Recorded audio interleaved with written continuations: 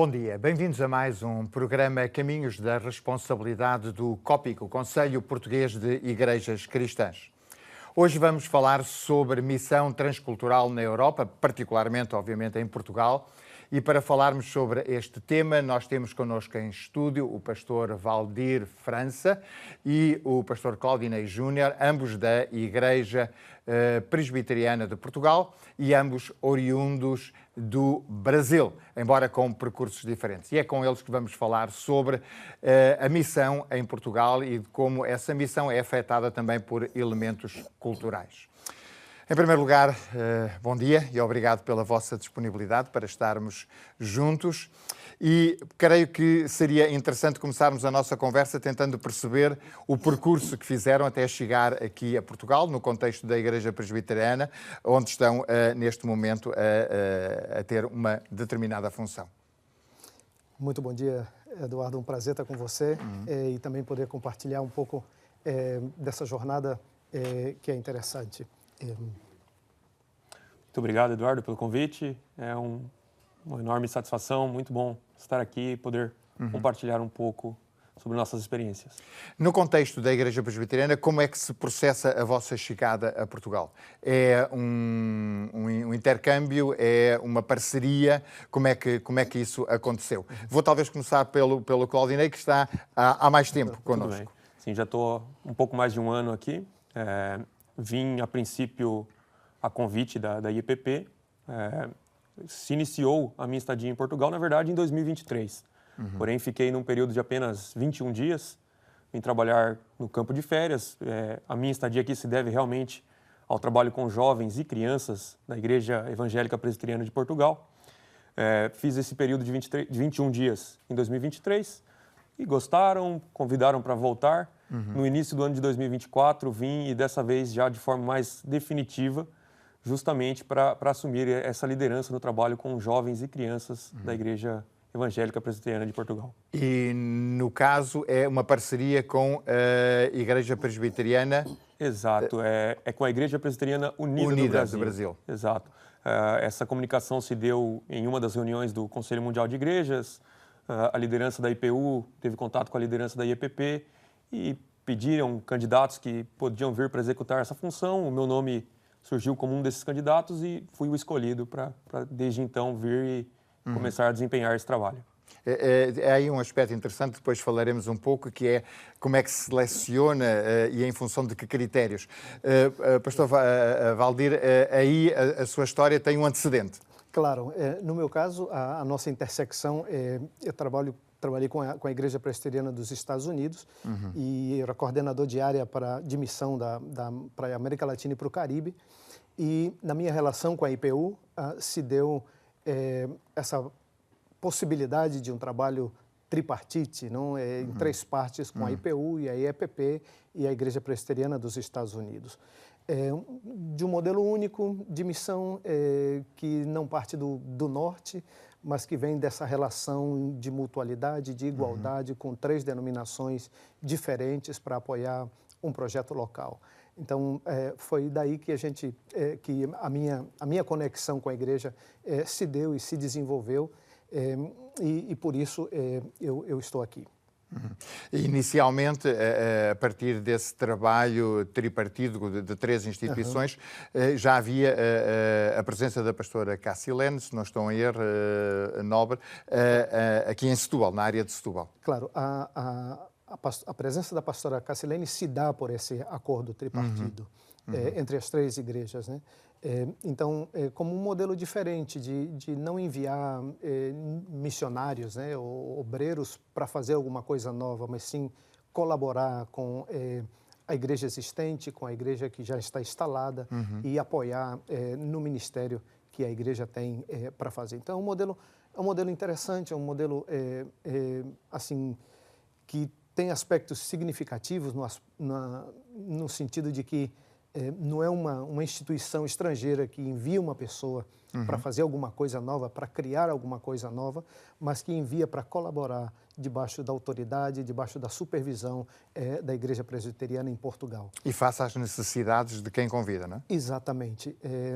Esse é o aspecto fundamental, né, de que quem convida é o que supervisiona, é o que tem autoridade eclesiástica, e os outros acompanham e fazem um trabalho em conjunto de acompanhar o desenvolvimento do trabalho e como a pessoa também se desenvolve no contexto onde está. Claro. No caso do pastor Claudinei, falou na questão da seleção, o que significa que, da parte da Igreja Presbiteriana Portuguesa, houve um conjunto de critérios, porventura, que foi colocado em cima da mesa para que houvesse uma correspondência em função da cultura e das necessidades da instituição que recebe. Claro, por mais que venhamos desempenhar um trabalho já em uma instituição muito bem formada, não deixa de ter esse caráter missionário, né? Querendo ou não, você vai deixar as comodidades do seu país, da sua família, você vai vir para uma terra estrangeira, você vai ter o choque inicial. Então, sim, houve uma série de critérios que foram avaliados, e eu acho que uma das coisas que, inclusive, me ajudou e pôde beneficiar foi já essa parceria existente com a IPU, devido a ter a presença da pastora Cacilene Nobre aqui trabalhando, que com certeza foi uma das coisas que ajudaram na confiança, em lidar com uma outra organização. Mas também eu acredito que outras experiências anteriores em minha vida, né? Eu, desde muito novo, meus pais já eram missionários, então, aos 8 anos, saí do Brasil e fui morar no Peru como missionário. Então, eu acho que foram uma série de coisas. O fato de estar estudando teologia no momento, foram uma série de características que beneficiaram para a minha vinda se concretizar. É absolutamente importante quando se faz um acordo, seja ele entre duas instituições ou mais, no sentido de prover às necessidades e à missão, que a instituição que acolhe determine de alguma forma as características e o objeto da missão. Claro, assim, especialmente porque hoje ninguém pode, de alguma maneira, se apresentar sozinho num contexto. A importância da autonomia da igreja local, né, da denominação, em poder não somente escolher, mas também utilizar o recurso humano que está sendo compartido desde outros lugares, de maneira que seja proveitoso, de maneira que seja importante para a própria denominação que está recebendo. Então, nesse sentido, isso é fundamental, essa autonomia hoje. Especialmente no nosso mundo, em que muitas vezes há muito isolamento hoje. Muitas denominações se isolam, se fecham em si mesmas e não estão abertas para esse trabalho mais amplo, de poder receber pessoas de outros contextos para vir e poder contribuir com a missão da igreja nesse lugar.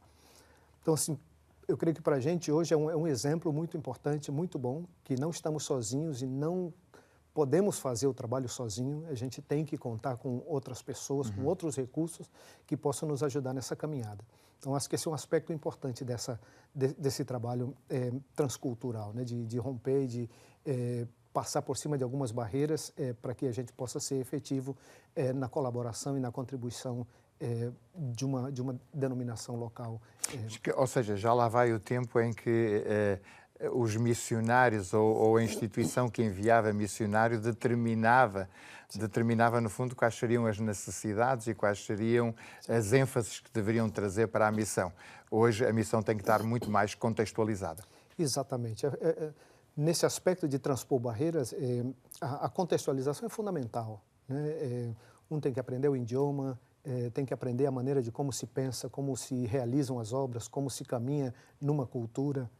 E dessa forma é fundamental que os que recebem esses indivíduos, essas pessoas, tenham essa autoridade eclesiástica de poder ajudar essas pessoas a se colocarem no contexto, né? Então é importante hoje, especialmente, Eduardo, pensando que o movimento de Jesus sempre foi um movimento que transpôs barreiras, né? Que foi mais além de uma cultura única, né? E construiu uma igreja que geralmente era uma igreja multicultural, né? Gente que falava muitos idiomas, distintos idiomas, gente de diferentes culturas, mas que encontravam em Jesus um elemento comum que podia unir as pessoas e podia dar a elas sentido e propósito, né? Especialmente na questão da fé, dessa comunidade de fé. Pastor Claudinei, enquanto obreiro, missionário, não sei que título vocês utilizam para designar a função que tem neste momento na Igreja Presbiteriana, e a partir também da sua juventude, qual foi o impacto e qual é o impacto que sente alguém que chega, particularmente vindo de uma outra latitude, de um outro continente, para um país do continente europeu? Qual foi a sua primeira reação? Quais foram as suas primeiras dificuldades? Certo. Por um lado, eu acho que o fato de ser jovem, eu vejo como um grande impulsionador. O jovem tem muito mais facilidade em se adequar a novas realidades do que uma pessoa que talvez já esteja um pouco mais envelhecida e com certos costumes, né? Então, pronto, todo mundo fala que o português do Brasil é português e o português de Portugal é português. Porém, você encontra, assim, barreiras linguísticas. Confesso que logo que cheguei aqui, eu acredito que as pessoas me entendiam, até porque eu acho que a cultura portuguesa acaba consumindo bastante conteúdo brasileiro. Mas muitas das vezes eu confesso que não entendia quase nada que as pessoas falavam. Isso, então, sem contar quando eu fui para os Açores, que aí é ainda mais específico. Mas a comida também diverge um pouco, não tem mais o típico arroz e feijão brasileiro. O clima, eu morava numa região um tanto tropical, antes de ir para São Paulo propriamente, mas mesmo em São Paulo é muito raro você ficar abaixo dos 20 graus. Então, cheguei aqui em fevereiro, peguei semanas todas de muito frio e muita chuva. Então, foi um impacto bem notório, foi mesmo intenso. Mas, no geral, costumo dizer que o povo sempre me acolheu muito bem. E eu acho que uma das vantagens também de você vir nessa parceria entre organizações, você tem toda uma rede de apoio, você vem com uma estrutura, e isso traz muito benefícios, tanto para quem vem trabalhar como para a igreja. Eu acho que quem chega ou quem vem de fora consegue olhar com outro olhar, com outra visão e tem muito a somar, né? Eu acho que é importante valorizarmos mesmo essas parcerias e intensificarmos, porque, no meu ponto de vista, tem muito a ajudar no crescimento e na propagação do Evangelho. De qualquer forma, a dimensão do acolhimento é absolutamente fundamental. Ou seja, não apenas a seleção daquele que vem, mas a preparação daquele que recebe para esse acolhimento. E essa foi uma boa experiência? Eu costumo dizer que sim, mas também eu já cheguei como uma figura talvez de autoridade na igreja. Ele vem para provavelmente assumir o trabalho de jovens, ele vem para ser um pastor. E eu acho que quando você chega assim, provavelmente as pessoas te acolhem melhor do que um trabalhador braçal. Então, não vou dizer que não exista a xenofobia ou que não exista essa diferença, esse certo racismo. Mas, no meu caso, eu acho que não se deu justamente pela forma como eu já fui introduzido. Então, costumo dizer que em todos os lugares que cheguei, fui muito bem recebido e não tive grandes problemas. A questão cultural é uma questão importante neste aspecto. E um aspecto interessante nisso, usando a terminologia, né, de missionário e etc., são termos que sempre vêm carregados com uma série de questões, né, de arrogância, de autoritarismo, uma série de coisas, né? Então, assim, eu creio que quando a gente tem esse intercâmbio de pessoas, de trocar recursos humanos, para nós hoje, ser uma pessoa, um colega fraterno no trabalho, é difícil para a gente se inserir numa comunidade ou num novo contexto com essa carga de ser missionário ou obreiro, o que seja. Esse já é um problema, porque as pessoas sempre associam esse término, essa terminologia com o colonialismo, e também tem os aspectos também que são complicados para o contexto local receber, porque muitas vezes muitas pessoas vêm com essa percepção de que sabem tudo e que vêm ensinar, que vêm dominar, que vêm criar espaços novos que parece que as pessoas nunca viram. Mas inventar a roda, como a gente diz. Exatamente. Não é verdade. Em Portugal tem uma igreja cristã, tanto católica quanto protestante e algumas evangélicas. Existe uma cultura cristã. Então, a nossa perspectiva em compartilhar o recurso humano é exatamente para poder potenciar o trabalho daqueles que convidam, né? No sentido de que eles necessitam de um recurso humano que no momento e naquele exato momento eles não possuem e que se pode ser compartido, né? Então, assim, isso é importante nessa relação transcultural, né? Então, a pessoa que vem como Claudinei vem com essa perspectiva de aprender. Para a gente, os brasileiros, tem essa perspectiva de que parece que Portugal é a mesma coisa, mas na realidade não é. Como ele menciona, o tema linguístico, o tema de como resolver os problemas, de como pensar, de como se relacionar. Há muitos temas, né, que uma pessoa que vem de fora vai enfrentar com dificuldades para poder ser eficaz nessa cultura. Então, esse é um tema também, Eduardo, importante nessa relação de transculturalidade. De relacionamento. Essa dificuldade que existe, que me parece que ser natural, porque são histórias diferentes, são tradições diferentes, são culturas diferentes, está por detrás muitas vezes de uma guetização do fenómeno religioso, onde muitas vezes nós encontramos pessoas que se aglutinam etnicamente e não fazendo parte das comunidades que estão presentes.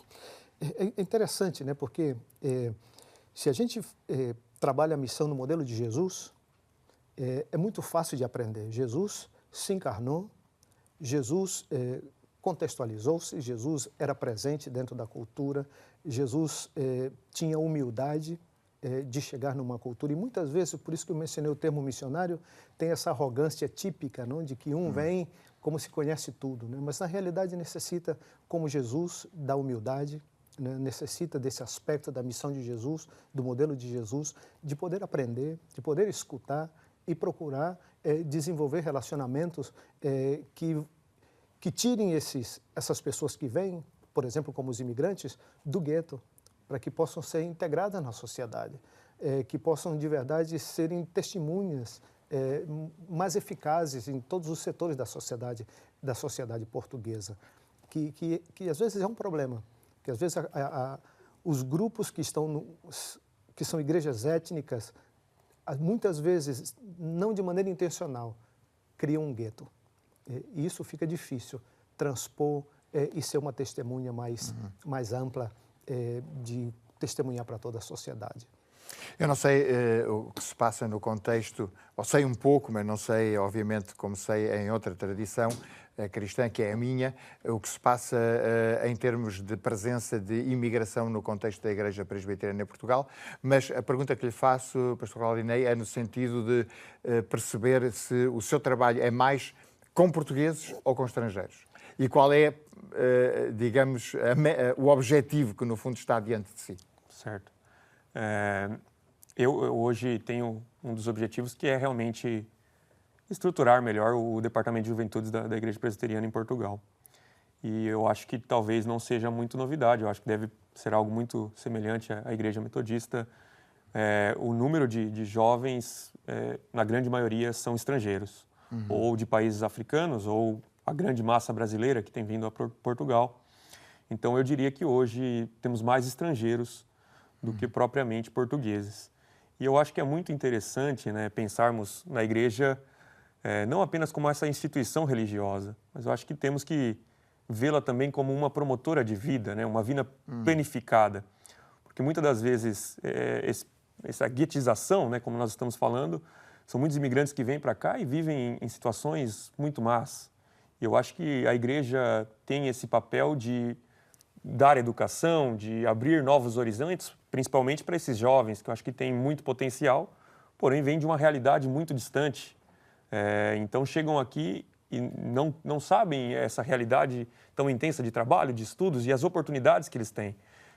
Então acabam vindo e se limitam muito.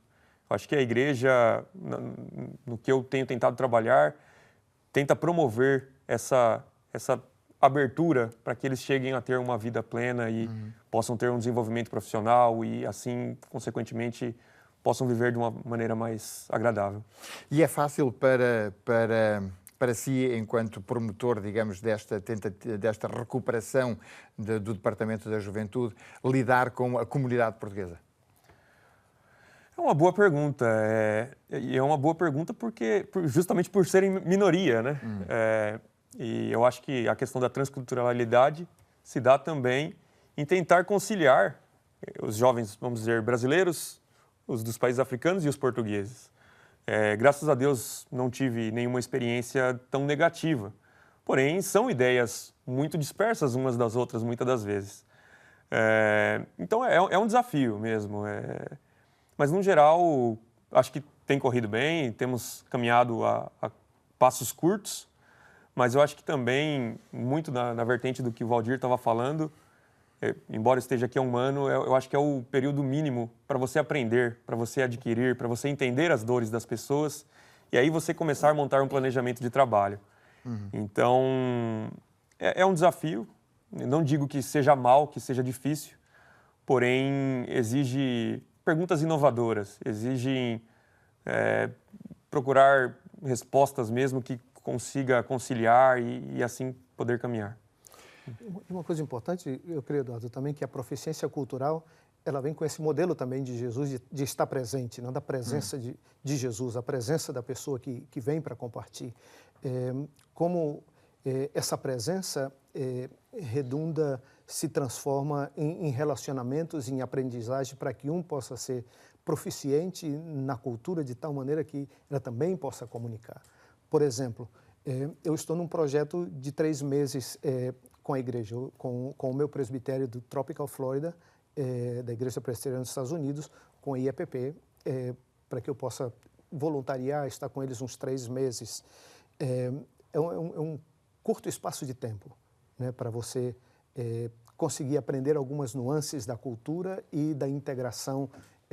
E uma das minhas perguntas, pregando em algumas igrejas, é o quanto as pessoas entendem o meu português, quanto eu consigo comunicar, porque eu posso falar bastante, eu falo bastante, mas o tema na comunicação, especialmente na comunicação transcultural, não é a quantidade das minhas palavras, mas é o que o outro consegue entender do que eu estou falando.